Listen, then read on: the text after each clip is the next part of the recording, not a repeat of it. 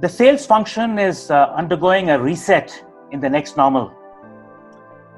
So how is the sales role evolving?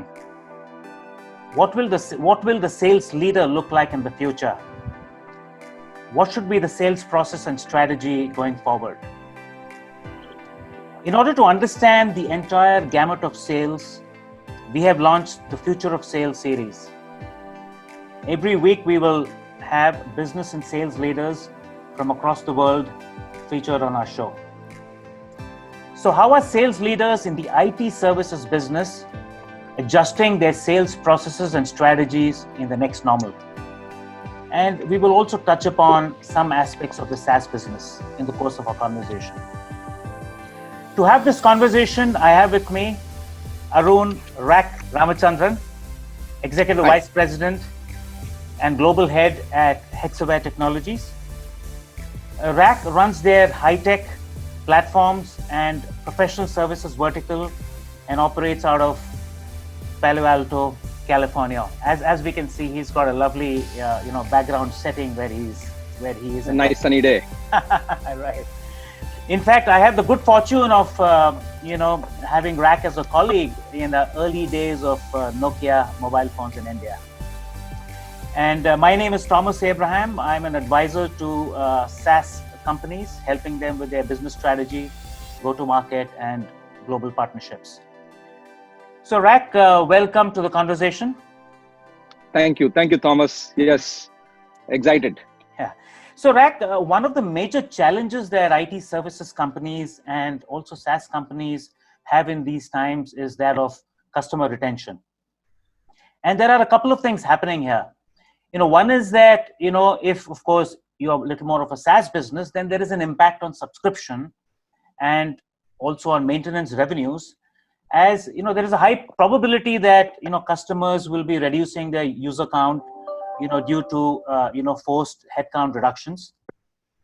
And secondly, it's also possible that customers will churn out of applications that are not really mission critical to save on their costs. So let's talk about customer churn first, Rak. So what should IT services companies be now doing to ensure that they can retain their customers? Sure. No, Thomas. So thanks for setting this up. By the way, thanks so much for initiating this. I think it's the need for the hour, right?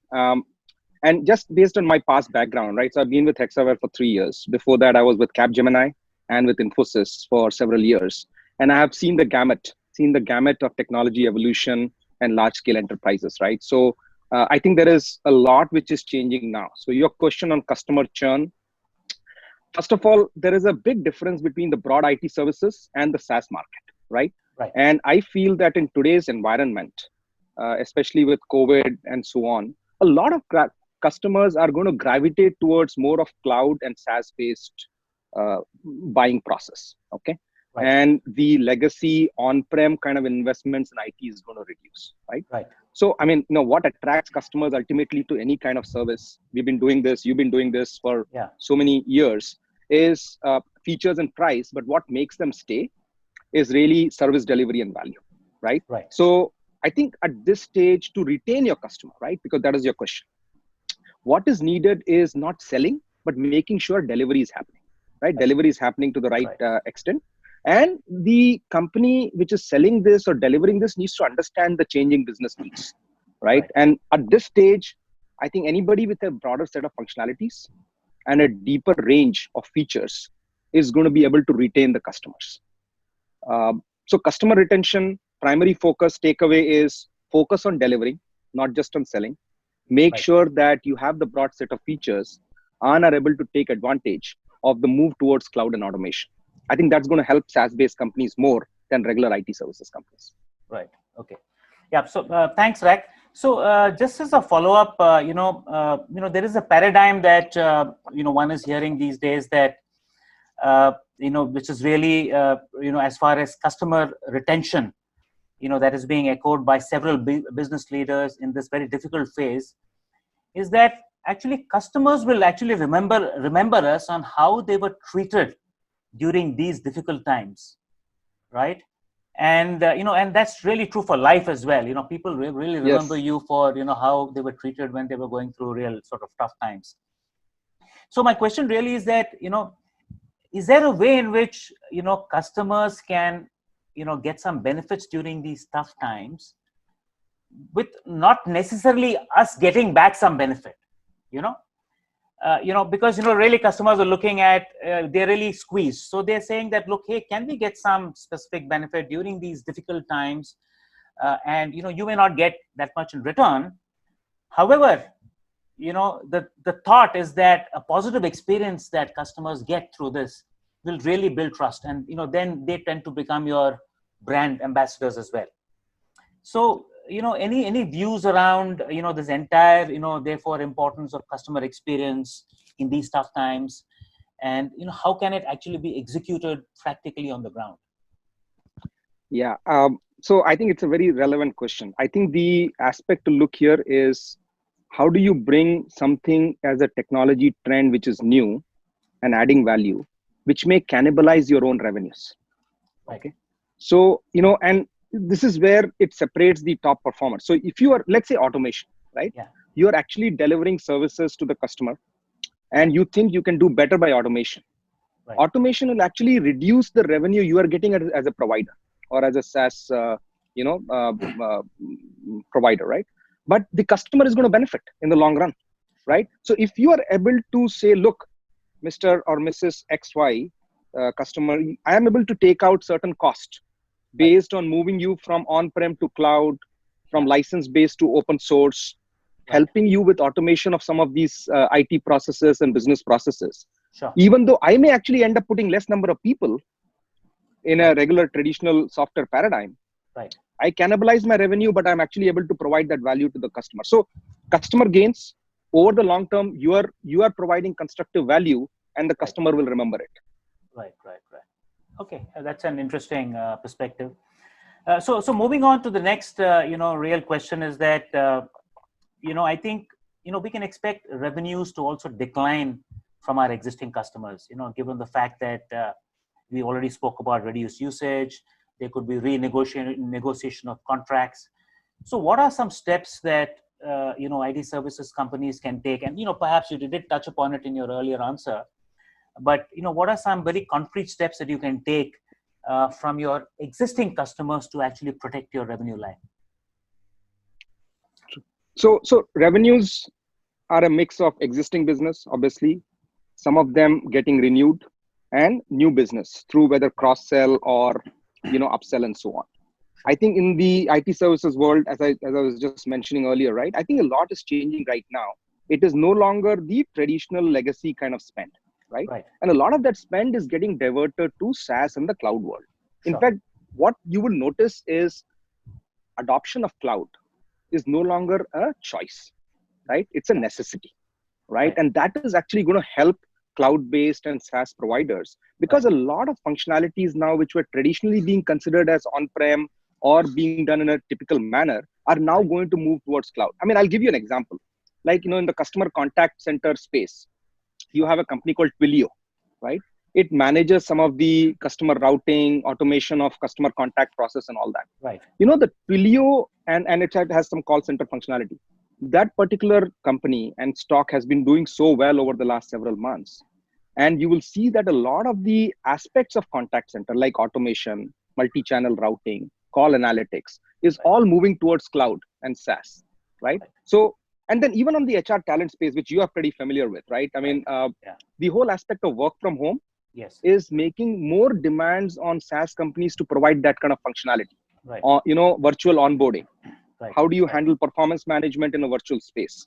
Right. So the SaaS companies will actually benefit and retain revenues, grow revenues by focusing on adding some of these features to be delivered on the cloud, and taking business away from traditional IT services spend. So I think it's an opportunity in disguise, what is happening right now. Okay, great.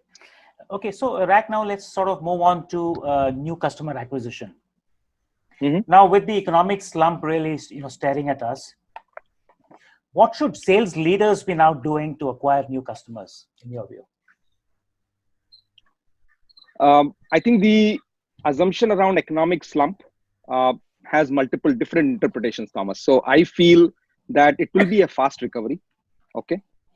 There are some sectors which are already getting back, adding new employees, business is picking up. So even the worst hit sectors like retail, transportation, hospitality are now beginning to come back, at least in the United States and in some other geographies. Maybe in India, it will take a little more while.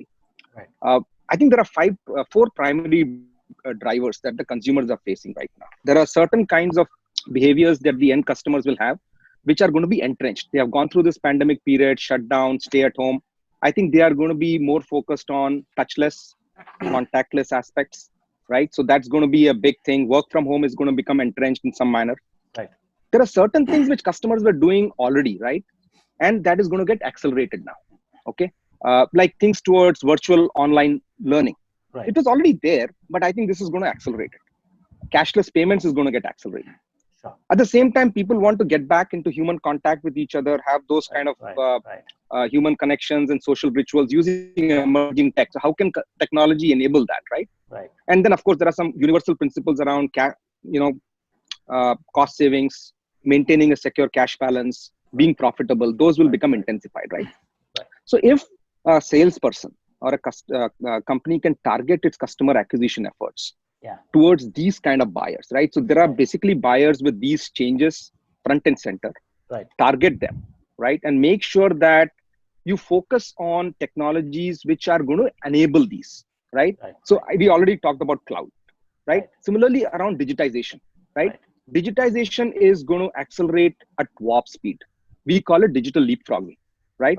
In fact, even companies which were looking at some gradual kind of digital adoption, they are going to now make this a number one priority. They have no choice, right?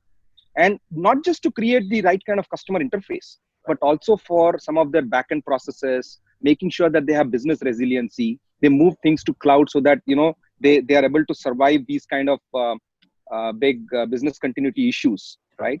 So I think the focus should be understanding these changing customer behaviors, making sure that you are focusing on technology enablers, whether they are cloud, automation, customer experience, and that will help you in customer acquisition. Right. Does that make sense? No, it Thomas, does. what do you think? No, absolutely. I think so. It makes a lot of sense. So I think linked to this is another general thought that many experts are saying, and I'm talking about a broad cross section of companies. So what a lot of experts are saying is that this is not the time to look at growth. And they're saying that we should now look at maintenance mode, survival. Now that may be true for certain kinds of organizations and certain size and based on the cash that they have and so on and so forth. So linked to your earlier answer, my view is that I feel that this is also the time for organizations to sharpen their marketing senses. And I think market segmentation will probably play a much bigger role than it was in the past. But because what we are also saying is that within broad market segments, there are also micro segments, and there are several new micro segments emerging where there could be some significant, growth happening, right? So if you look at healthcare as a whole, right? Now, perhaps, at the hospital levels, there may not be that much of, growth happening for whatever reasons, but there could be a whole lot of health tech opportunities happening. Now those, now they could be, like for instance, now we're seeing a lot of, telemedicine spreading all over the place, right? So hospitals are really proactively believing in it. They never believed in it before. So what's your view here? Do you feel that, companies are now able to, focus sharply on market segmentation, or are companies struggling to do it? Does it also mean that, there's some form of transformation of their own organization which needs to happen so that, people can sharpen that focus? Yes. No, you hit upon a very critical aspect of this, right? So there will be opportunities in certain areas. Some broad sectors might decline. You took an example of healthcare. Let's take an example of retail or the restaurant space. The biggest growth in the last 3 or 4 months has been in the curbside pickup area. Correct. Apps which have helped in takeout and curbside pickup. Like, of course, companies like Uber Eats and Grubhub have really grown. But even companies which are enabling better curbside pickup, cashless payments, and checkouts have seen one of the fastest growths in the last 3 to 4 months, right? Right. So I think there are going to be micro segments like this which will grow, right? In fact, there is this whole aspect of even gas pumps, right? When you try to take gas from a pump station, how do you do that on a contactless basis? So there are some apps now which are enabling you to make the payment, get the dispensing done without having to touch the dispenser, right? So I think these are all solid growth areas, micro segmentation. The focus should be on defining the right kind of buyers, and the right kind of micro segments, making some digital sales efforts, right, to reach out, put these offerings out there, and take advantage of the opportunity. Right. Okay. So thanks, Rak. So now moving on to another subject, which is actually close to our hearts. This is really about the evolution of the salesperson, right, in the next normal. Now, and we all know that, the high touch approach has, pretty much expired at this point in time. So, tough to have in-person meetings, conferences will be far and few, networking events will be far and few, entertainment options are limited. And, and obviously a lot of salespeople who have thrived on a high touch model will perhaps struggle. So, what do you see as now, being some, what do you think would be some of the key attributes, that a salesperson should have, to be successful? And, and is there something truly disruptive that's going to happen in the role of a salesperson? Yes. Not just the role of the salesperson, all the B2B sales cycle is going to fundamentally change. You're not going to be able to do pitches with a lot of people in a conference room, right? Your ability to just go and meet is going to be circumscribed, right? As you rightly said, even not just conferences and events, smaller networking opportunities are going to be few and far between, right? So I think one has to move into a touchless, immersive kind of sales environment, right? Whether you call it a digital sales model, whether you call it a virtual immersive sales model, but essentially, let's just for sake of our discussion, call it a digital sales model. I think there has to be a closer tie-up between the salesperson and the marketing function, right? Because a lot of this will have to analytics, right? It has to leverage things around thought leadership. A salesperson will have to redefine how they sell, right? It's not just going to be high touch. It has to be based on content. It has to be based on a social media presence, viral posts. I mean, I have seen your evolution, Thomas, right? I mean, you've grown from, you were in a high touch industry, and now most of your things that you do is based on social media, thought leadership, content, and so on. I think one has to take some tips from folks like you who have transformed themselves, and essentially reach out to the right kind of buyers. Right. Yeah, I think so. I think sort of just as a follow-up question to this,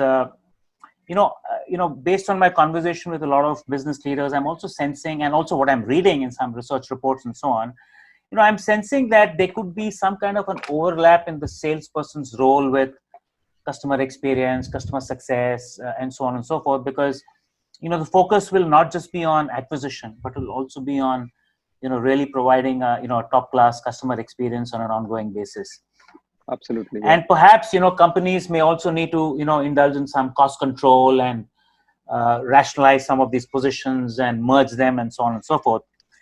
So Mike, so the challenge really is that, the traditional salesperson's DNA is new business, right? So if they have to now start doing other things, which is outside of being a hardcore salesperson, will they be successful? Firstly, that's number one. And secondly, do you feel that there will be a new breed of salespeople who will emerge? Because the traditional sales guy, everything has changed. A lot of things has changed for him or her overnight, right? So, so that's really my thought. I mean, it's just like you have millennial buyers, right? You will have millennial salespeople. Right? You need to have people who are comfortable with digital technologies. I mean, you look at the brand of influencers. Who used to be an influencer in the past? Somebody who's good in the movie business or a cricket player. Now, who are the biggest influencers? People on Instagram and TikTok. Absolutely. They are the ones. So just like that, you will need to have salespeople redefine themselves. They need to be Yeah. more comfortable. So I would say there are two attributes. One is it has to be a millennial salesperson, just like a millennial buyer. And two, you see this term being used in the industry, in the technology industry, full stack engineer, right? Somebody who understands front end and back end, who understands databases. Usually used to have the segmentation, right? Somebody used to be very focused on just creating the right front end. Yeah. Somebody would work on the back end layer. Now you talk about full stack engineers because that's how technologies are built. I think a salesperson also needs to be a full stack salesperson, right? Person needs to understand pitching. Person needs to understand marketing. Person needs to be comfortable with subject matter and thought leader. I think, and a sales leader has to be a full stack leader in that perspective, being able to understand the full spectrum. Yeah. So I'm just coming on to the sales leader. Now, leadership is also undergoing a huge change, right? I mean, it could be corporate leadership and likewise sales leadership as well. So, so I think in these disruptive times, how would you describe a sales leader? I mean, what are some maybe top 2 or 3 characteristics of the sales leader? So to give an example, I mean, in leadership historically meant a lot of things, but now people are talking about, compassion and courage and empathy and, and so on and so forth. That's corporate CEO level leadership. But sales leadership as well, a lot of things are changing, right? Techniques will change. The people that he or she will be leading will probably change. The environment will change. Engagement models with customers will change. So, I mean, so what are some of these attributes in your view the new sales leader should have? Right. It's a $1 million, $1 billion question, right? You're right. There are certain things which will remain with change for all kinds of leaders, right? Ability to work with in a ambiguous situation, setting the right kind of strategy, inspiring the vision, but that applies in general to any leadership. But I think for a sales leader in this environment, first of all, being able to create that inspiration, the ability to handle new opportunities and proposals while still coordinating across a far-flung global virtual team will have to be very critical, right? I think there has to be ambiguity. There has to be a comfort with ambiguity in terms of situation. You're not able to meet a customer. You are onboarded some people whom you have not met in person, still getting the best out of them. So some self-awareness, some self-reflection, right? I mean, I think you rightly said it. There is some aspect of compassion and self-awareness which has to be there. But I think comfort with technology, number one, right? You have to be familiar, comfortable, both in terms of what your product is, what your offering is, and the ability to train a global team, right? Make sure that the right offerings, the case studies, the credentials are being discussed. People are actually taking time to understand it and able to play it back, all in a virtual setting, right? I mean, it's almost like doing a sales conference, but doing it virtually, right? And how do you actually execute on that? If a sales leader can actually take that forward, that's one big victory, right? So that is clearly those are some inputs towards and one has to still be result focused as a sales leader. Absolutely. Everything is based on results, right? Yeah, you can do all the other good things, but unless you can convert deals and win, so there your own leadership, your own ability to solve problems, come up with creative solutions will help. Yeah. So let me ask you a straight question, Rak. So do you think that that there will be a lot of sales leaders, because so many things have changed in terms of the capabilities and so on that you've defined as well? So do you see a lot of sales leaders, or at least some percentage of sales leaders getting replaced in the near future, because they may not be able to adapt to these rapid changes that are happening? Yes, and it's no longer going to be about waiting for deals to come in, right? They have to think of themselves as trust builders and advisors, right? They have to be proactive, right? So I believe so. I believe that the sales leaders need to understand domain and technology better. Right. They need to be like millennial sales, right? Understand what millennial sales means. I already see some changes in big SaaS companies. I mean, Google Cloud Platform, GCP. They are hiring people who understand this, right? To grow their business. Microsoft has changed a lot of their top sales people with people who can actually work in this environment, who understand cloud, who understand Azure, right? So it's already happening in a lot of ways. Right. And it will continue to. I think there will be a churn of sales leaders. Yeah, great. So I think the next discussion really is around given the fact that a lot of companies are going through a tough time, people are always looking at how can they optimize their costs, right? And therefore, people are really saying that these investments that I have made, apart from whatever value they're adding and the operations and productivity and so on and so forth, is it also really helping me reduce my cost significantly? So, so in this environment where cost reduction is a fairly high expectation of CFOs, right, and they would be influencing some of these decisions, how should the sales pitch change? Because it's an overnight shift in the sales pitch as well, because you need to keep that cost angle in mind as well, now when you're pitching. And of course, traditionally, there've been engagement models have been around capex, opex, outcome based and so on. But are there any new models that are emerging, new innovative models that are emerging, which salespeople can use for really, focusing on driving, how a cost advantage can come to a potential customer? Yeah, I think you already highlighted one or two, but let me add one or two more, right? Yeah. I think leveraging automation has to be front and center, yeah. right? It may reduce your own revenue base, but yeah. automation is a big cost takeout lever, right? And it can be done across different self-help, self-healing, whether it's at the infrastructure level, applications level, cloud level.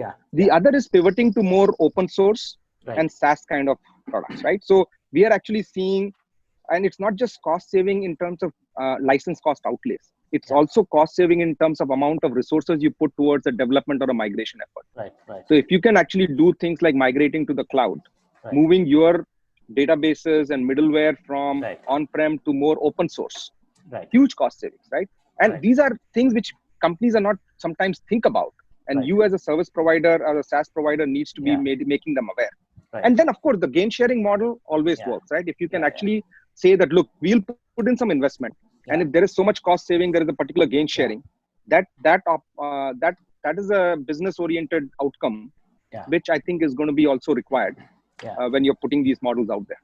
Right. Yeah. So thanks, Rak. So the final question is really final discussion I really want to have with you is around a concept, that I have coined, which is called exponential sales process, And, this may be sort of maybe more suited for SaaS or, package software companies.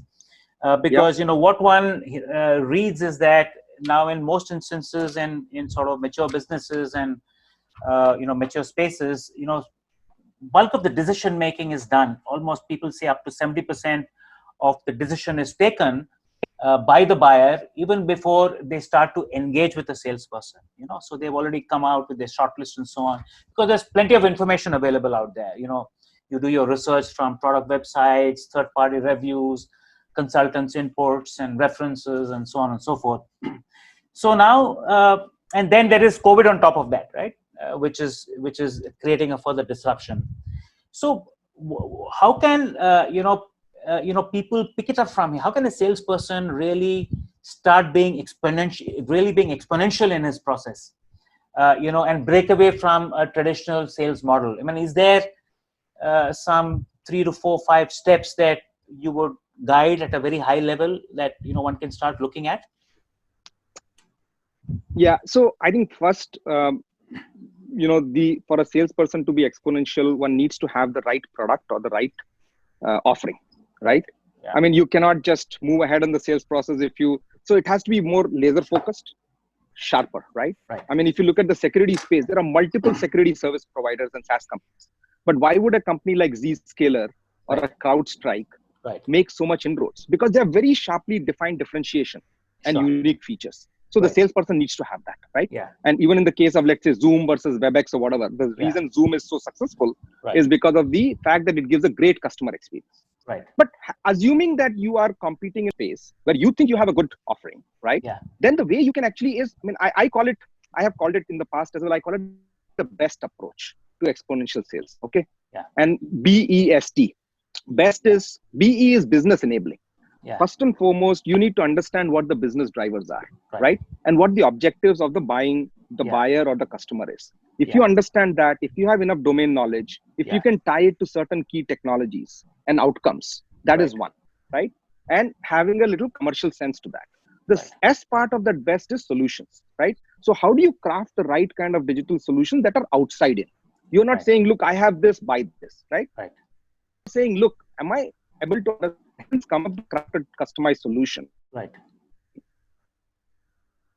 which can actually help meet those needs. Different stakeholders to create that. And finally, the T part is, how do you leverage technology, right? So how do you leverage emerging technologies? How do you create the right platform-based approach to meet the client, create the deal structure, right? And the commercial aspect that you spoke about, which is value. So I would say the steps would be best business enabling, solution driven, leveraging technology. Right. Having the right product and offering obviously helps, but this will enable a salesperson to become more exponential and the sales process to be more exponential. Right. And you can be the best. Yeah. So thanks so much, Rak. I think it was a wonderful conversation. I really enjoyed an open, candid chat. And thanks so much for our viewers. I'm sure you enjoyed the conversation today, and we look forward to more exciting conversations in the week ahead.